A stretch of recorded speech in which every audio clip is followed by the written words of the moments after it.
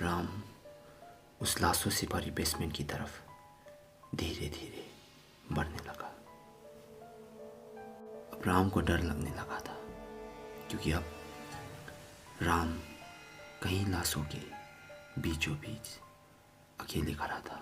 और उस वक्त उसने अपने आप को समझाया और वो एक टॉर्च लेके वहाँ पे छानबीन करना शुरू कर दिया। और उस बेसमेंट में 3 कमरा हुआ करता था,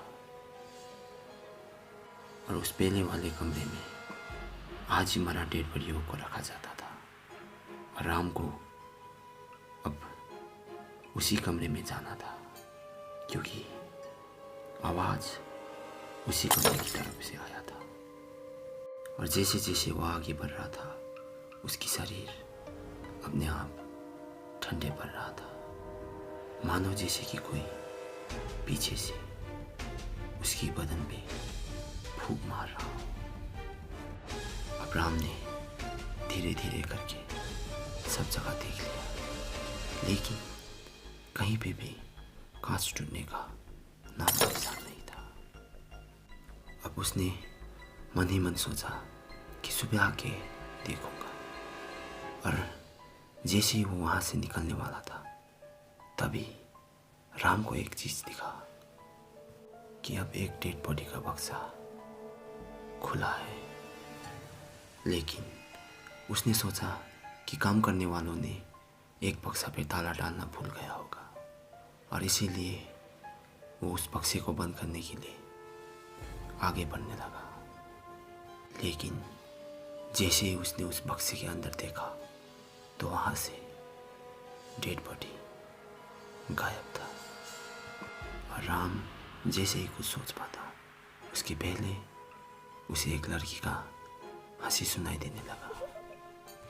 और जैसे ही राम ने अपना नज़र घुमाया, उसने देखा कि एक सुंदर सा लड़की उसकी तरफ देख के हंसे जा रहा था।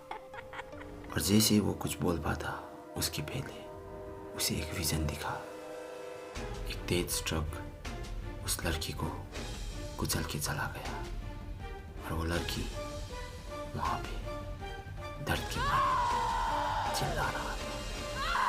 और जैसे ही राम ने वो सब कुछ देखा, वो बिना सोचे दरवाजे की तरफ दौड़ने लगा। लेकिन अब दरवाजे के सामने ठीक वही लड़की खड़ा था, लेकिन अब वो पहले की तरह सुंदर नहीं था। उसके चेहरे पे कहीं शीशे से कटने का घाव था, और उसके पूरी शरीर से खून बह रहा था।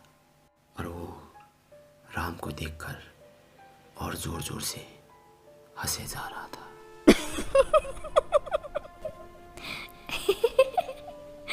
और अगले ही दिन टीवी पे एक ब्रेकिंग न्यूज़ चल रहा था। मेरे हॉस्पिटल के बेसमेंट पे एक खून से लथपथ लाश मिली। तो फ्रेंड्स, ये थी आज की हॉरर स्टोरी। अगर आपको ये कहानी पसंद आया हो तो मेरे चैनल को सपोर्ट कीजिएगा। मिलते हैं अगली वीडियो पे।